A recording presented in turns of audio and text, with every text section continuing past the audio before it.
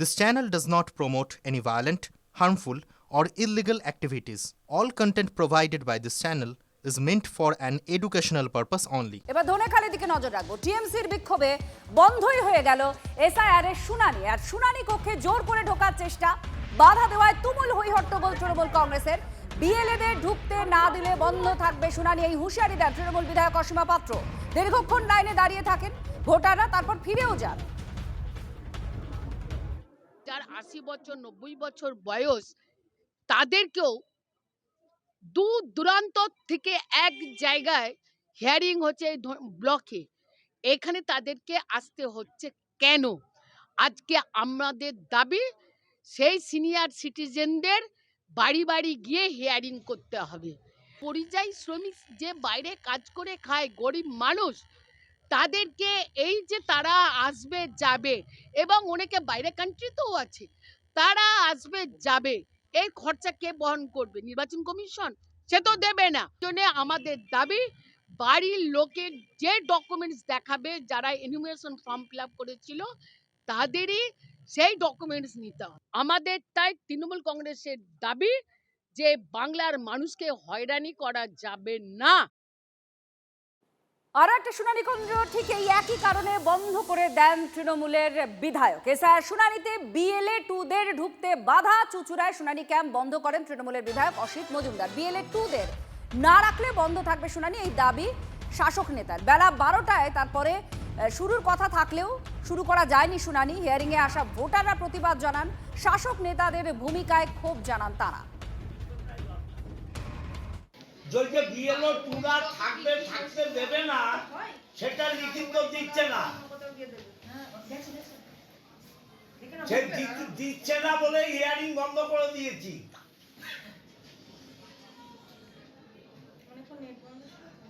হ্যাঁ, সেটা দিচ্ছে না বলে হিয়ারিং বন্ধ করে দিয়েছি। পুরো 3টে বিধানসভার হিয়ারিং বন্ধ করে দিয়েছি। ঠিক আছে, আমি বিডিওকে বলেছি, এসডিওকে বলেছি, বিএলও 2রা থাকবে, আর বিএলও 2রা থাকতে পারবে না, তুমি লিখিত দাও, আমরা চলে যাব। ঠিক আছে তো? তাহলে বিএলও 2তে যখন ঢুকতে দিচ্ছে না, হিয়ারিং বন্ধ করে রেখেছি।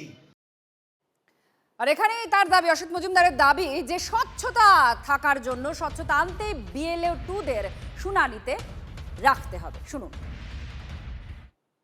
স্বচ্ছতা যদি আনতে হয়, বিএলও 2দের রাখতে হবে। বিএলও 2দের না রেখে কোনো হিয়ারিং করা যাবে না। তাহলে আমাদের লিখে দিক যে বিএলও 2রা থাকতে পারবে না, নির্বাচন কমিশনের অর্ডার আছে, আমরা চলে যাব, আমাদের কিছু বলার নেই।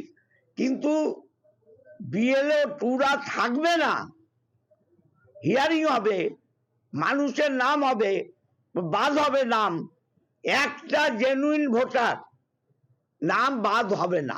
এটা নির্বাচন কমিশনের জমিদারি, এই জমিদারি প্রথা আমরা চলতে দেব না। আমরা হিয়ারিং বন্ধ করেছি, লিখে না দেওয়া পর্যন্ত আমরা হিয়ারিং করতে দেব না। তবে নির্বাচন কমিশন এটা শোনার পর হস্তক্ষেপ করে। 1 ঘন্টা পর হিয়ারিং শুনানি শুরু হয়। এসআইআর এর শুনানিতে থাকতে পারবেন না বিএলও 2রা, গাইডলাইনের কথা উল্লেখ করেই হুগলির জেলা শাসককে জানিয়ে দেয় নির্বাচন কমিশন। অর্থাৎ নির্বাচন কমিশন জানিয়ে দেয়, শাসক দল যতই বিএলএদের ঢোকার জন্য অনুমতি চাক, নির্বাচন কমিশন সেই অনুমতি দিচ্ছে না। যে বিএলও 2দের সাহায্য নিয়ে এই 1 মাসের মধ্যে নির্বাচন কমিশনের দাদাগিরি সহ্য করলো, হেল্প করলো বিএলওদের, আজকে সেই বিএলও 2রা ভেতরে ঢুকতে পারবে না। এটা কেন হবে?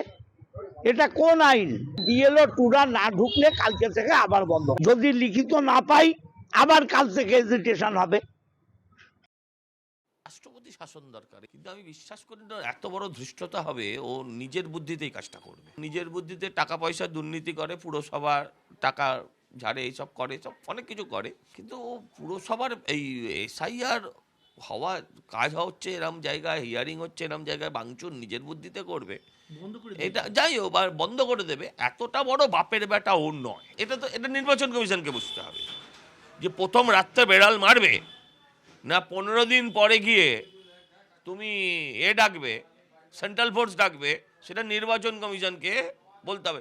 মানুষ ভাবতে শুরু করছে নির্বাচন কমিশনের ওপর যদি এই ধরনের আক্রমণ হয়, তাহলে এই নির্বাচন কমিশন কেমন করে সুষ্ঠু নির্বাচন করবেন, এটা কিন্তু মানুষ ভাবছে।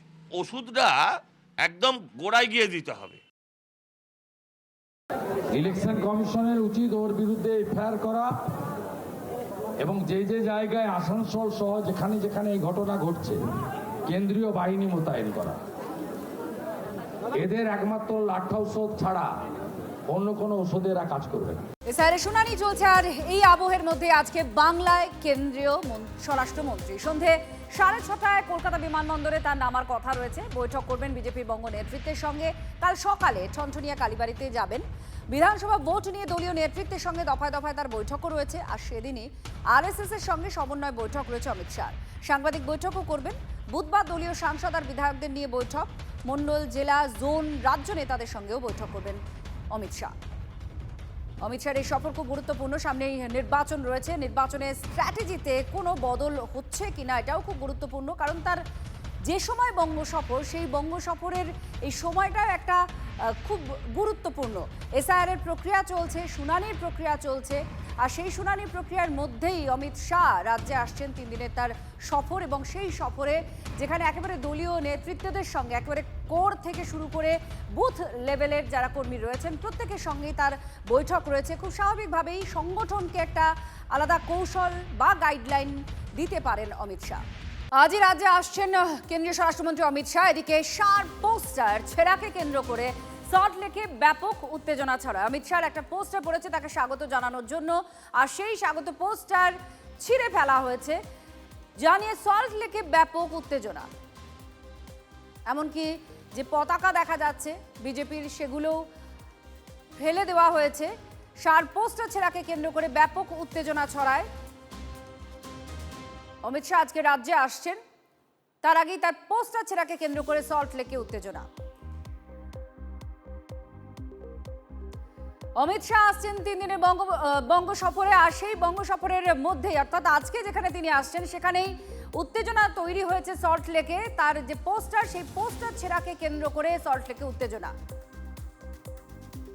সেই ছবি আপনাদের দেখাচ্ছি আমরা, যে কিভাবে পোস্টার ছেঁড়া হয়েছে।